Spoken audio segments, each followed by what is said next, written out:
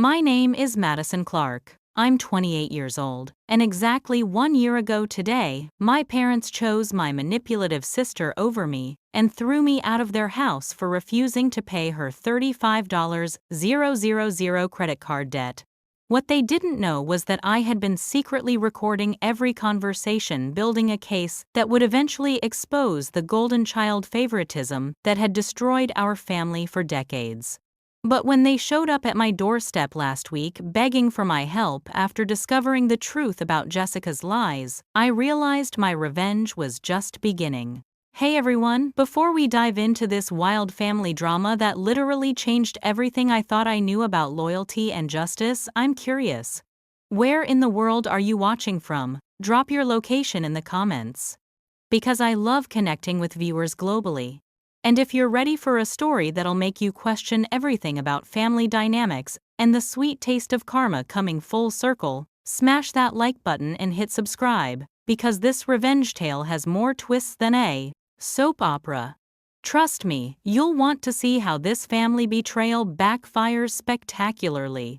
Growing up in suburban Denver, I always knew Jessica was the favorite. At 26, 2 years younger than me, she had mastered the art of manipulation before she could tie her shoes. While I worked 2 jobs through college to pay my own way, Jessica got a full ride from mom and dad. Tuition, housing, even a brand new BMW for her sweet 16. The justification was always the same: Jessica needs more support, or you're so independent, Madison. But independence came at a cost. Every family gathering became a Jessica appreciation ceremony. When she dropped out of college junior year to find herself, our parents applauded her courage. When I graduated summa cum laude with my business degree, the celebration dinner got postponed because Jessica had a crisis. She'd maxed out another credit card shopping for her Instagram lifestyle. The pattern was suffocating. Jessica would create chaos, and everyone would scramble to fix it. She'd lie about why she needed money, always with tears and dramatic stories about being a victim. Meanwhile, I was the responsible one, the problem solver, the daughter who never caused trouble. But in my family's twisted dynamic, being reliable made me invisible, while being destructive made you precious. The breaking point started building in early 2023. Jessica had moved back home after her third failed attempt at independence, this time claiming her roommates had stolen from her. Within months, strange things began happening. Mom's jewelry went missing. Dad's golf clubs disappeared. When confronted, Jessica would cry and accuse me of trying to frame her whenever I visited. Then came the phone calls. Jessica would sob to our parents about being behind on bills, needing just a little help to get back on her feet. But I started noticing discrepancies. She'd claim to need rent money while posting photos from expensive restaurants. She'd ask for grocery money while flaunting designer handbags on social media. Something was seriously wrong, but every time I tried to point out these inconsistencies, I was labeled as jealous and unsupportive. "Why can't you just be happy for your sister?" Mom would ask. "Family helps family," Dad would lecture. But their version of family seemed to only flow in one direction, toward Jessica. The summer of 2023 brought a new level of manipulation. Jessica announced she was starting a boutique business and needed investors. Our parents immediately offered $20,000. When I suggested they ask for a business plan or see some market research, I was accused of being negative and trying to sabotage Jessica's dreams. By fall, the boutique had mysteriously failed before ever opening. The money was gone, spent on initial costs and market research. Jessica's explanation involved a tragic story about being cheated by business partners and suppliers. Our parents ate it up already, planning how to help her recover from this latest betrayal. But I had started keeping notes, dates, amounts, stories that didn't add up. Jessica's version of events changed depending on who she was talking to. Her timeline never made sense. Most tellingly, her social media showed a lifestyle completely inconsistent with someone struggling financially. The web of lies was becoming impossible to maintain. But somehow Jessica kept spinning new threads. Each story was more elaborate than the last, each crisis more urgent, and our parents, blinded by their favoritism, kept enabling her destruction while expecting me to smile and support it. Looking back now, I realize Jessica wasn't just manipulating our parents for money, she was systematically destroying any chance of me having a real relationship with them. Every time I questioned her stories, I became the villain. Every time I refused to participate in her drama, I became the cold, unsupportive sister. The stage was set for the ultimate betrayal, and I had no idea how devastating the finale would be. December 2023 brought the crisis that would shatter everything. Jessica appeared at our family Christmas dinner with puffy eyes and a story that would make Oscar winners jealous. Between dramatic sobs, she revealed that she was drowning in credit card debt, $35,000 worth, and the creditors were threatening legal action. The details of her story were horrifying and perfectly crafted for maximum sympathy. She claimed an ex-boyfriend had stolen her identity and racked up charges on cards she didn't even know existed. She'd been trying to handle it alone, too embarrassed to tell the family, but now she was facing garnished wages and ruined credit that would destroy her future. Our parents were immediately in crisis mode. Dad started talking about taking out a home equity loan. Mom began calculating how they could liquidate their retirement savings. The assumption was clear. The family would rally together to save Jessica from this terrible victimization. But then came the twist that nobody saw coming. Madison makes good money, Jessica said through her tears. And she doesn't have kids or a mortgage like you guys do. Maybe she could help with some of it. The room fell silent. All eyes turned to me. In that moment, I realized this had been orchestrated. Jessica hadn't just randomly chosen Christmas dinner to reveal this crisis. She'd calculated exactly how to present it, knowing our parents would be primed to help and that I'd be cornered into compliance by family pressure and holiday guilt. "How much are we talking about?" I asked carefully. Well, Jessica sniffled. "If everyone could contribute proportionally based on what they can afford." Dad jumped in immediately. "We can scrape together maybe $15,000 if we cash in some investments." Mom nodded frantically. "And I have about $5,000 in my savings account from selling Grandma's china." The math was becoming clear. They expected me to cover the remaining $15,000, nearly half of Jessica's supposed debt. "I need to think about this," I said slowly. $15,000 is a lot of money. The temperature in the room dropped 20 degrees. Jessica's tears immediately became more dramatic. "I can't believe you're hesitating when your own sister is in crisis," she wailed. Dad's face hardened. "Madison, this is family. When family is in trouble, you help, no questions asked." "But I do have questions," I replied, trying to stay calm. "Like why Jessica doesn't have any documentation of this identity theft. Why she hasn't filed a police report. Why she can't show me the fraudulent charges, or the letters from creditors." Jessica's sobbing intensified. "I can't believe you're interrogating me like I'm some kind of criminal. I'm the victim here." Mom's protective instincts kicked in. "Madison, your sister is going through hell. This isn't the time for investigations and paperwork. This is the time for family to stick together." I looked around the room at these people I'd loved my entire life, watching them choose Jessica's dramatics over my reasonable questions. If this is really identity theft, then we should be helping Jessica file police reports and dispute these charges with the credit card companies. We shouldn't just be throwing money at it. Dad stood up, his face red with anger. "Are you calling your sister a liar?" The question hung in the air like a loaded gun. I realized that any answer I gave would be wrong. If I said yes, I'd be the villain attacking poor victimized Jessica. If I said no, I'd be expected to hand over $15,000 with no questions asked. "I'm saying I want to understand the situation before committing to such a large amount," I said diplomatically. But diplomacy was wasted on this crowd. Jessica had already won. Her tears, her victim story, her perfect timing. It had all worked exactly as planned. Our parents saw my hesitation as betrayal, my questions as attacks, my caution as cruelty. The ultimatum came that night. Dad called me aside after Jessica had gone to bed, presumably exhausted from her emotional performance. "Your mother and I are disappointed in you," he said coldly. "We raised you to care about family, but you're showing us that money matters more to you than your sister's welfare." "That's not what this is about," I protested. "Then prove it," he snapped. "Help your sister. Show us that we raised you right." The emotional manipulation was suffocating. They had turned my reasonable request for documentation into a moral failing.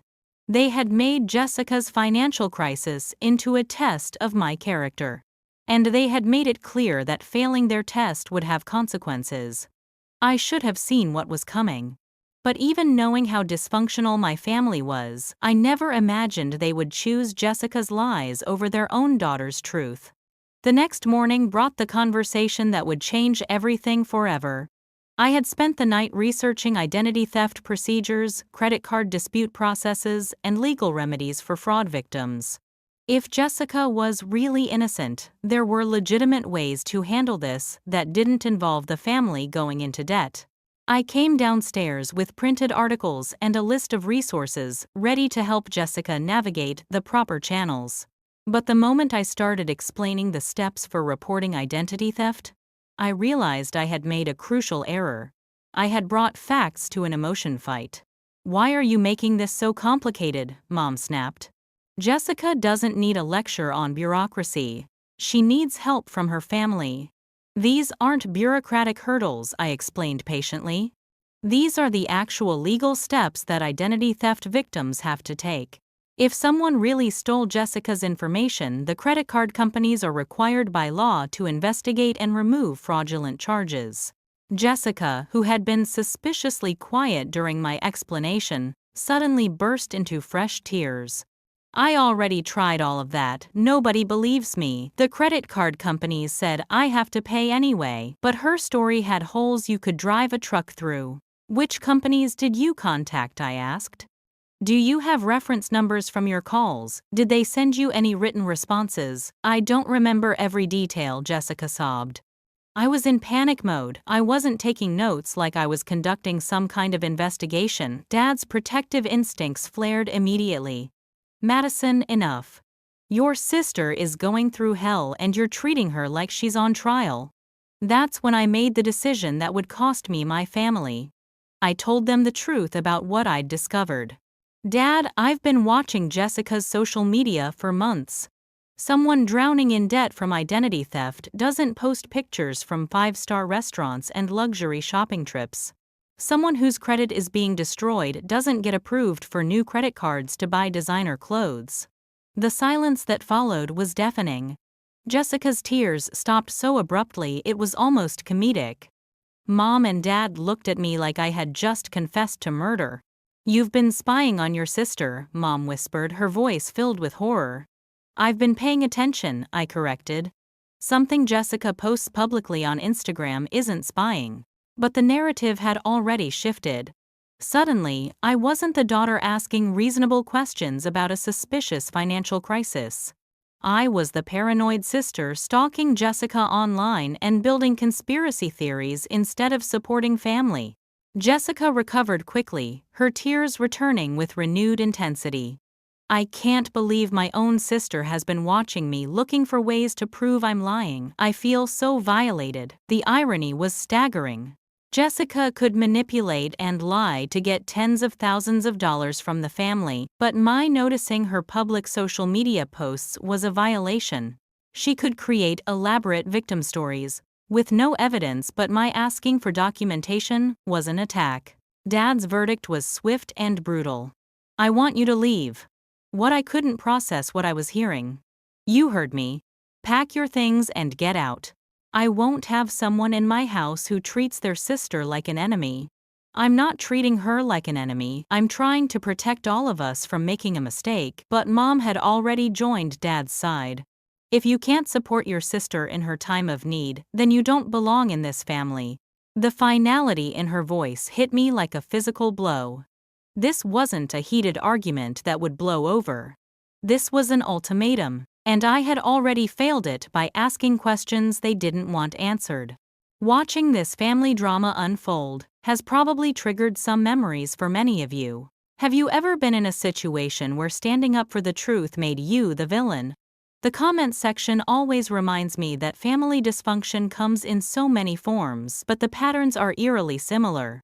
If this story is hitting close to home, you're definitely not alone in this experience. Make sure you're subscribed because what happens next will show you exactly why sometimes the family that kicks you out is actually giving you the greatest gift possible. And trust me, the karma that comes back around is absolutely poetic. Jessica watched this entire exchange with what I now recognize as satisfaction. She had successfully turned my parents against me, eliminated the one person who questioned her stories, and secured her position as the family's priority. In one masterful manipulation, she had removed her biggest threat and guaranteed that future schemes would go unchallenged. As I packed my belongings that afternoon, Jessica made a show of being heartbroken about my betrayal. She hugged me goodbye with crocodile tears, whispering how she hoped I would come to my senses and remember what family means. But I saw something in her eyes that chilled me to the bone. Triumph. She had won completely, and she wanted me to know it.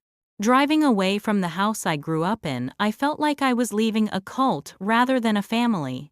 The people who raised me had chosen lies over truth, manipulation over honesty, and drama over peace. They had made it clear that questioning Jessica's stories was a bigger sin than Jessica potentially stealing from them. That night alone in a hotel room, I made a decision that would prove to be the smartest thing I ever did. I started documenting everything. Every text message, every voicemail, every social media post. If Jessica was really running a long con on our parents, I was going to be ready when it all fell apart. I had no idea how spectacular that collapse would be, or how sweet vindication would taste when it finally came. The months following my exile were the most isolating of my life, but they also became the most enlightening. Cut off from my family's toxic dynamic, I could finally see the manipulation patterns that had been invisible when I was trapped inside them. And Jessica, drunk on her complete victory, began making mistakes that would eventually destroy her. Living in my small apartment across town, I threw myself into work and started building the life my parents claimed I was too selfish to have. Without the constant drain of family drama, my career flourished. I got promoted to senior project manager, started dating someone who actually appreciated my independence, and began saving money at a rate that would have been impossible if I'd given Jessica those $15,000. But I also became a detective in my own family's destruction. Jessica's social media became increasingly reckless. The woman supposedly drowning in debt was posting daily updates from her lavish lifestyle. Designer coffee shops, expensive workout classes, weekend trips to Aspen.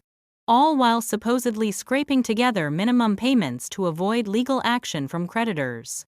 More telling were the timestamps. She would post about another stressful call with a credit card company, while simultaneously checking into a spa or shopping at high-end boutiques. Someone genuinely fighting financial ruin doesn't maintain an Instagram aesthetic that screams wealth and leisure. I started taking screenshots, creating folders organized by date and expense type. Designer clothes with tags still visible, restaurant meals that cost more than most people's grocery budgets. Luxury experiences that required significant disposable income. Jessica was building a public record of her lies without even realizing it. The breakthrough came in March 2024, 4 months after my exile. Through a mutual friend who didn't know about our family drama, I learned that Jessica had been bragging at a party about playing the family credit card game. She'd supposedly joked about how easy it was to get money from our parents by crying about debt, while actually using credit cards to fund her lifestyle, then getting family bailouts to reset the cycle. The friend thought it was just Jessica being dramatic and exaggerating, but I recognized it as the missing piece of her puzzle. She wasn't a victim of identity theft. She was a victim of her own spending addiction and manipulation dependency. The $35,000 wasn't fraudulent charges from a stolen identity. It was Jessica's actual debt from living beyond her means and assuming family would always bail her out. I hired a private investigator to verify what I suspected. Within 2 weeks, he had documentation that painted a clear picture. Jessica had no police reports filed for identity theft, no disputes pending with credit card companies, and no evidence of any fraud investigation. What she did have was a spending pattern that perfectly matched her social media posts, and a history of opening new credit accounts to fund her lifestyle. But the most damning evidence came from an unexpected source: Jessica herself. In May 2024, she began dating a guy named Marcus, who worked in finance. Apparently, Jessica couldn't resist impressing him with stories about her sophisticated financial strategies. She bragged to him about how she had invested in her image and lifestyle, knowing it would pay off through family support and networking opportunities. Marcus, being a financial professional, was horrified by what Jessica was describing. He didn't realize she was essentially admitting to defrauding our parents. When he tried to suggest legitimate financial planning and debt consolidation strategies, Jessica laughed and said she had other methods for handling money problems. The relationship lasted 2 months before Marcus realized what kind of person he was dealing with. He never contacted me directly, but through the same mutual friend network, word got back that Jessica had basically confessed to running elaborate financial scams on her own family. Meanwhile, my parents had been trying to contact me sporadically, but their messages were always focused on my attitude rather than any interest in my well-being. Dad would send texts asking when I was going to apologize to your sister and come home. Mom would leave voicemails about how much my absence was hurting Jessica during her difficult time. The narrative they'd constructed painted me as the villain who had abandoned family during a crisis. They'd rewritten history to make Jessica the long-suffering victim and me the selfish daughter who chose money over love. In their version of events, Jessica was bravely rebuilding her life after identity theft, while I was cold-heartedly punishing her for being a victim. But by summer 2024, cracks were starting to show in Jessica's perfect victim story. Her debt problems weren't going away. They were getting worse. The family's $20,000 bailout had only encouraged more reckless spending. Jessica had interpreted their financial rescue as validation that her lifestyle was sustainable as long as she could maintain the drama and sympathy. She started manufacturing new crises to justify additional help. First, her car mysteriously needed expensive repairs right after she'd posted pictures of a weekend gambling trip to Vegas. Then she claimed her apartment had been broken into and her laptop stolen. Except the police report didn't match her Instagram story about being home during the alleged break-in. Each lie required bigger lies to maintain.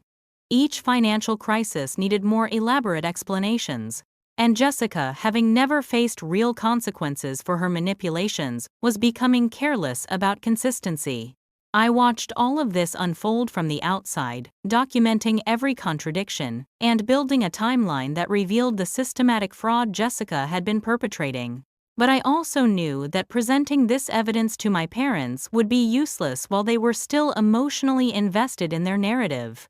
I needed them to discover the truth themselves, and Jessica, in her arrogance and addiction to drama, was about to give them the perfect opportunity. The pieces were falling into place for the most spectacular family implosion I could have imagined. All I had to do was wait for Jessica to destroy herself.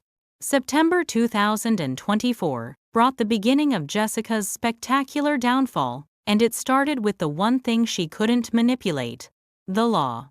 The first crack appeared when our parents received a call from their bank about suspicious activity on Dad's business account. Someone had attempted to use his account information to pay off a credit card balance. A credit card that Dad had never heard of. When they investigated further, they discovered that Jessica had somehow gained access to his business banking details and had been making unauthorized payments to creditors. Jessica's explanation was a masterpiece of desperation disguised as victimhood. She claimed that during her identity theft crisis, the criminals had somehow gotten Dad's information too. She was just trying to fix the damage before he found out and got upset. She'd been protecting him by handling it quietly. But Dad's business banker wasn't buying the story. Identity theft victims don't typically have access to other people's account details, and the transaction patterns didn't match fraudulent activity. They matched someone trying to use stolen information to pay personal access debts.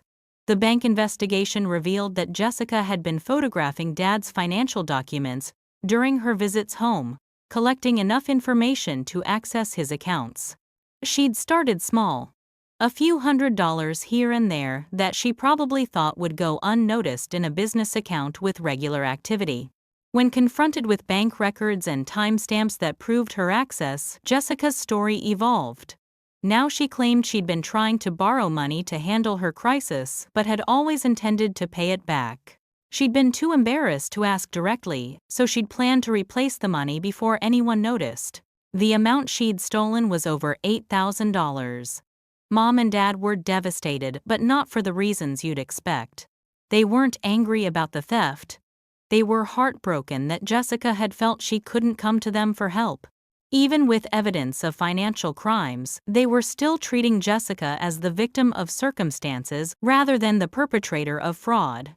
But the house of cards was crumbling too fast for Jessica to manage the narrative. 2 weeks later, the credit card companies started calling. Despite Jessica's claims that she was working with them to resolve fraudulent charges, she had actually been ignoring their attempts to contact her for months. The debt had ballooned with interest and penalties, and they were now demanding immediate payment or threatening legal action. When Mom answered one of these calls, the customer service representative's information didn't match anything Jessica had told them. There were no fraud investigations on file. No disputes had been filed. No police reports were associated with the account. Jessica was simply a customer who had maxed out her credit cards and stopped making payments. The representative was confused when Mom mentioned identity theft, asking why Jessica hadn't filed the required documentation if she was truly a victim of fraud. When Mom couldn't answer these questions, she realized that either Jessica had been lying about her efforts to resolve the situation, or the credit card companies were incompetent beyond belief. That night, Mom and Dad sat Jessica down for what they thought would be a supportive conversation about getting proper help with her identity theft case. Instead, they discovered that Jessica had no idea how to handle their questions because there was no identity theft case to handle. Her stories began contradicting each other within minutes. The timeline kept shifting. The details changed depending on which parent was asking which question. And when pressed for any documentation of her supposed efforts to resolve the fraud, Jessica broke down and claimed she'd been too traumatized to keep records. But the final blow came from an unexpected source: Jessica's own arrogance. During the confrontation, Jessica became frustrated with their questions and made a comment that revealed everything. "Look, everyone uses credit cards to get by. It's not like I was planning to never pay it back. If you guys hadn't been so stingy with money over the years, I wouldn't have needed to be so creative." The slip was devastating. She'd just admitted that the debt was real, that she'd been creative rather than victimized, and that she felt entitled to family money regardless of their financial planning.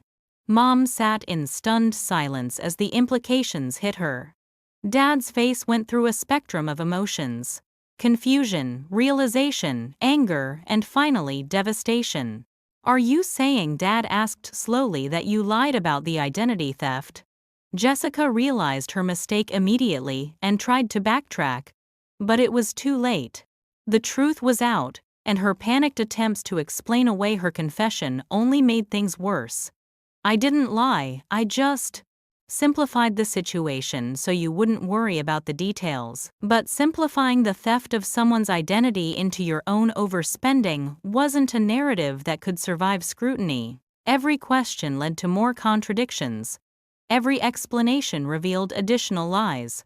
By the end of that night, my parents had discovered that their daughter had defrauded them of thousands of dollars, manipulated them into giving her $20,000 more, and had manufactured an elaborate victim story to avoid accountability for her own financial irresponsibility. They also realized that I had been trying to protect them from exactly this scenario, and they had thrown me out of the family for it. The next morning, I received a call from Mom. Her voice was shaky, broken, and filled with the kind of regret that comes from recognizing a terrible mistake too late. "Madison," she whispered, "we need to talk." That phone call from Mom was everything I'd imagined it would be, and nothing like I'd expected. She was crying before I even said hello, her voice cracked with the weight of finally seeing what I'd been trying to show them for years. "You were right," she sobbed. "About everything. Jessica. She's been lying to us about all of it. The identity theft, the debt, everything. She stole money from your father's business account. We found credit card statements hidden in her room. Designer clothes. Expensive trips. Restaurant bills that cost more than our grocery budget." I let her cry without responding immediately. Part of me wanted to scream, "I told you so," at the top of my lungs. Part of me wanted to hang up and let them figure out their own mess. But mostly, I felt sad for the family we could have been if Jessica's manipulation hadn't poisoned everything. "We know we messed up," Dad's voice came through. He'd picked up the extension. "We know we failed you. We chose to believe lies instead of trusting our daughter, who had never given us a reason to doubt her. We threw away our relationship with you to protect someone who was stealing from us." The apology was everything I'd wanted to hear, but it came at such a high cost. Our family had been destroyed by favoritism and manipulation, and while the truth was finally out, the damage felt irreversible. Over the next week, the full scope of Jessica's deception emerged. She'd been running variations of the same scam for years, always with different crisis stories, but the same financial outcome: family money flowing her way. The identity theft drama was just the biggest and most elaborate version of a pattern they'd been enabling since she was a teenager. They'd found evidence of her stealing from Mom's purse during family dinners, charging personal expenses to Dad's business credit card during her supposed job hunt, and even selling family heirlooms online while claiming they'd been lost or broken. The scope of her betrayal was staggering. Jessica's reaction to being exposed was predictably dramatic and completely unrepentant. She claimed she was the real victim of family expectations, societal pressure, and their failure to support her dreams adequately. When that narrative failed, she shifted to anger, accusing our parents of financial abuse, for cutting her off, and threatening to sue them for emotional distress. But Jessica had overplayed her hand one too many times. Our parents, finally seeing her manipulation tactics, clearly recognized every argument as another attempt to rewrite reality. They'd developed immunity to her tears, her victim stories, and her attempts to make them feel guilty for holding her accountable. The legal consequences came swiftly. Dad's business banker had already filed reports about the unauthorized account access, and the police became involved when they realized the scope of Jessica's financial crimes. While our family drama had been playing out, Jessica had been digging herself into a hole that extended far beyond family dynamics into actual criminal territory. She was charged with identity theft, fraud, and forgery. The irony was exquisite. Jessica, who had fabricated an identity theft story to cover her spending, was now facing real identity theft charges for stealing Dad's banking information. When my parents came to my apartment to apologize in person, they looked like they'd aged years in the span of weeks. The guilt and shame of realizing how wrong they'd been was written all over their faces, but so was something else: relief. "We feel like we're seeing clearly for the first time in decades," Mom said.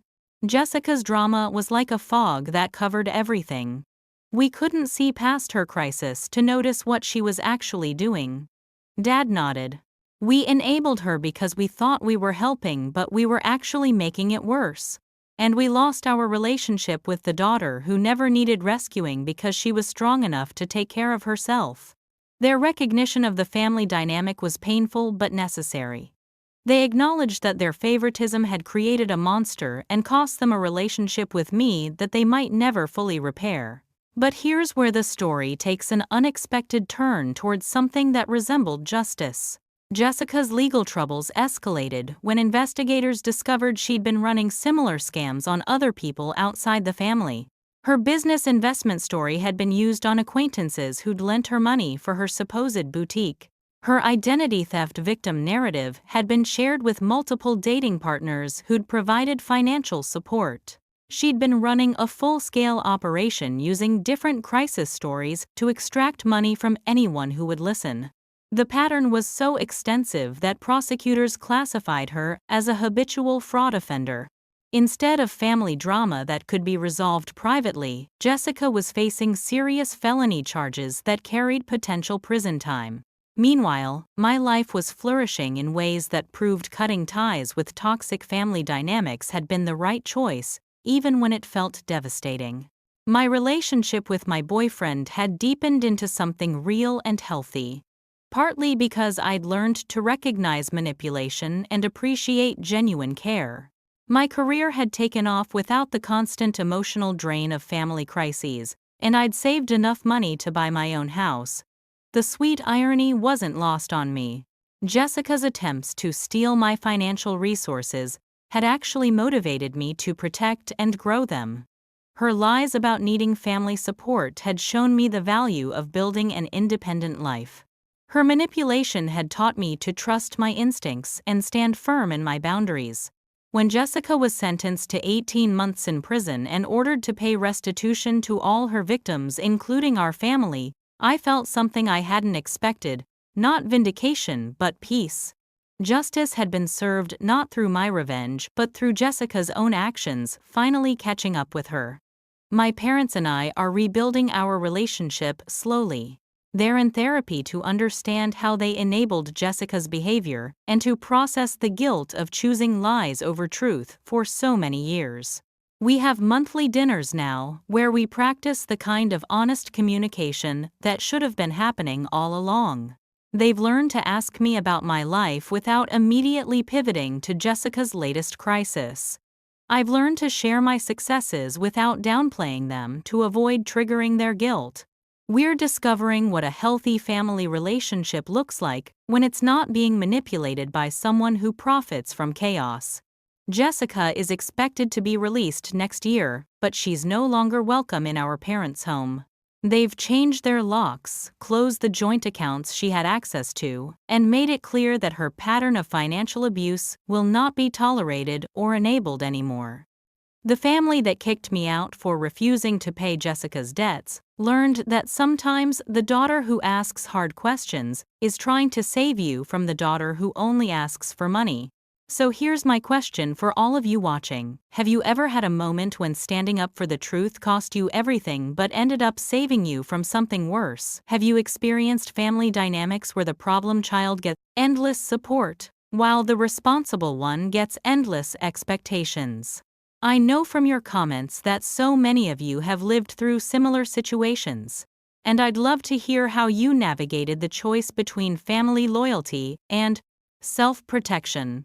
If this story resonated with you, please hit that like button, because sharing these experiences helps others feel less alone in their own family struggles.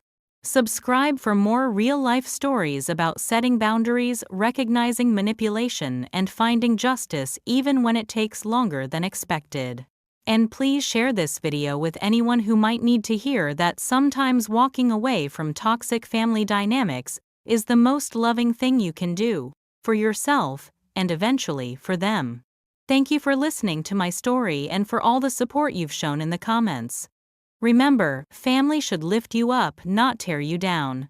Trust your instincts, protect your peace, and never be afraid to ask the hard questions. Sometimes the truth hurts, but lies hurt worse, and for much longer. Take care of yourselves, and I'll see you in the next video.